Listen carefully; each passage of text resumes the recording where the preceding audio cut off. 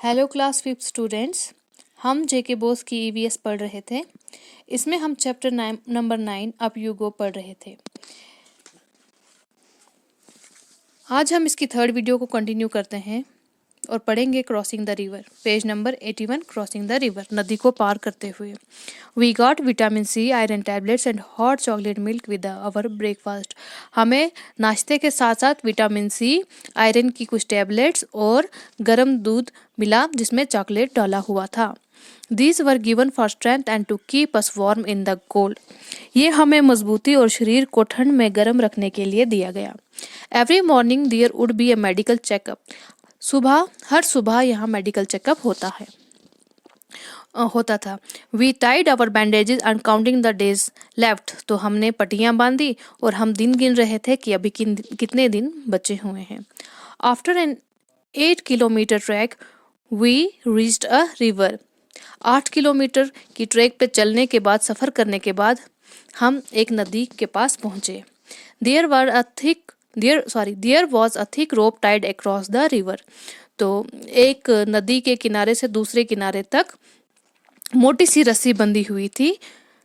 From one bank to the other the rope was tightly fix to pegs और pitons on both the sides.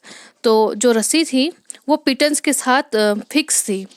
पिटन्स जो है एक iron का टुकड़ा होता है जिसके अंदर रस्सी डाल के उसे टाइट किया जाता है। I was feeling nervous. मैं बहुत ही नर्वस महसूस कर रही थी। I started thinking what would happen if the rope came out. Rope होता है रस्सी। तो मैं ये सोचना शुरू हो गई कि क्या होगा अगर ये रस्सी टूट गई या ये रस्सी वहाँ से निकल के बाहर निकल के आ गई तो क्या होगा। I was trying to estimate how wide the river was. तो मैं ये सोचने में लगी हुई थी, मैं ये एस्टिमेट कर रही थी, अनुमान लगा रही थी कि जो ये नदी है ये कितनी चौड़ी है।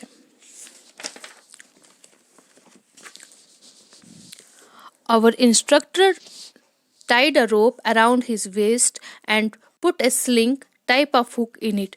जो हमारा इंस्ट्रक्टर था, जो हमारा गाइड था, उसने क्या किया, उसने वो रस्सी अपने कमर पे लपेट दी, अपने कमर पे बांध दी और उसमें एक स्लिंग लगा दिया। स्लिंग होता है हुक, एक किस्म का ये हुक होता है। He then put the sling on the thick rope tied across the river. तो जो रिवर के अक्रॉस वो रोप बंधी हुई थी वो स्लिंग उसने उसके साथ लगा दिया। Walking through the icy water, he went to the other side. तो आइसी वाटर से होते हुए, आइसी वाटर मीन्स ठंडा पानी, बर्फीला पानी जो था उसमें तो चलते हुए वो उस नदी के दूसरे साइड पहुंच गया। No one was ready to step into the fast flowing river. तेज दरिया में, तेज नदी के बहाव में कोई भी पहले कदम रखने के लिए तैयार नहीं था। Everyone was pushing each other to go first. हर कोई एक दूसरे को पहले जाने के लिए धकेल रहा था। I stood last in the line hoping that no one would see me. तो वो कह रही है कि मैं लाइन में लास्ट पे खड़ी रही ताकि मुझे कोई देख ना पाए। Just then our instructor came near me with the sling and rope in his hand.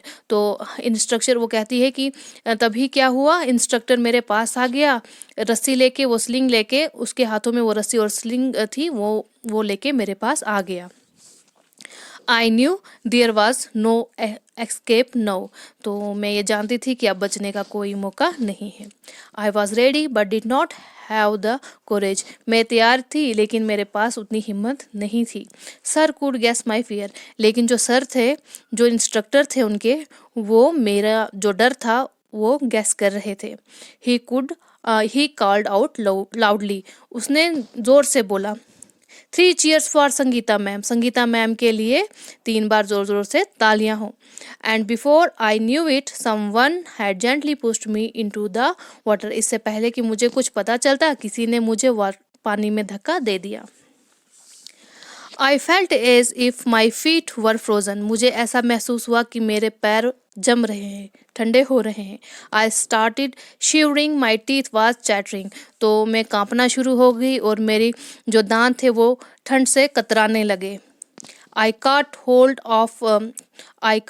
of the rope and started putting my feet firmly on the river bed.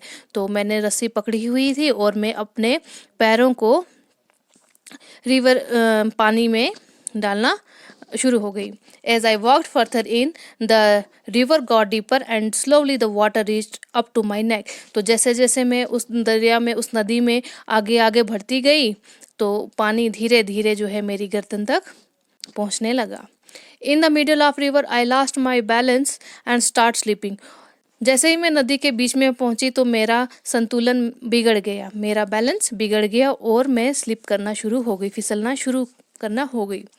I was so scared and felt so cold. मैं बहुत डर गई और मुझे बहुत ठंड लग रही थी। That the rope slipped from my hands. और रस्सी मेरे हाथों से खिसक गई। I started shouting for help. मैं मदद के लिए चिल्लाना शुरू हो गई। I was sure I would be carried away by the river. तो मैं ये अपनी जगह पे श्योर थी कि अब नदी मुझे अपने साथ बहा के ले जाएगी। बट नो, लेकिन ऐसा नहीं हुआ। I found that I was tied with the rope to the sling. तो मैंने देखा कि मैं रस्सी से बंधी हुई थी। Hold the rope, I could hear the shouts. तो मैंने चिल्लाने की आवाज़ सुनी कि रस्सी को पकड़े रहो, रस्सी को पकड़े रहो। आई somehow managed to get hold of the rope। किसी तरह से मैंने उस रस्सी को पकड़ लिया and pull myself forward. और अब मैंने अपने आप को आगे के लिए पुल करना, धकेलना शुरू किया। Slowly with some courage I reach the river bank. तो कुछ हिम्मत जुटाने के बाद मैं उस नदी के किनारे पहुंच गई। I felt a special kind of happiness as I came out of the water. तो जब मैं पानी से बाहर आई तो मुझे कुछ अच्छी किस्म की, स्पेशल किस्म की खुशी हो रही थी। Happiness on finishing A challenging task. इस बात की खुशी थी कि जो मेरा टास्क था, जो मेरा काम था, वो मैंने ख़त्म किया। Now standing on the bank I was calling out to others to hold the rope tightly.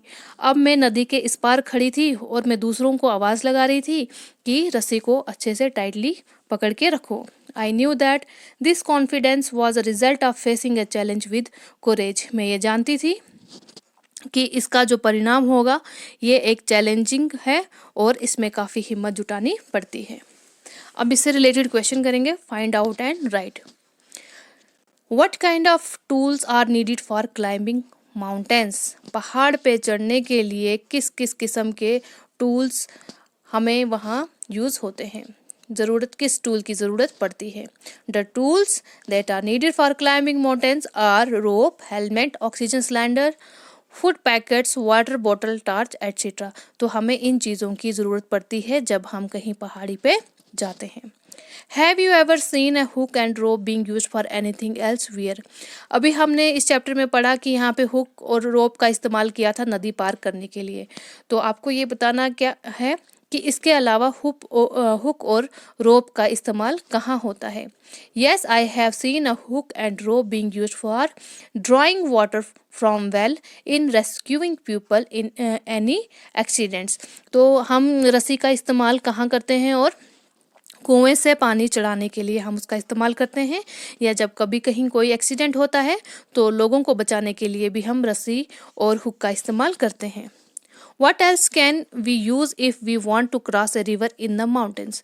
तो अगर हम पहाड़ों पे हमें किसी नदी को क्रॉस करना है तो वहाँ हमें किस चीज़ की ज़रूरत पड़ती है, तो कैसे हम उसको क्रॉस करते हैं। We can cross a river in the mountains using a bridge or a boat। तो या तो हम ब्रिज का इस्तेमाल करेंगे या तो हम कश्ती का इस्तेमाल करेंगे।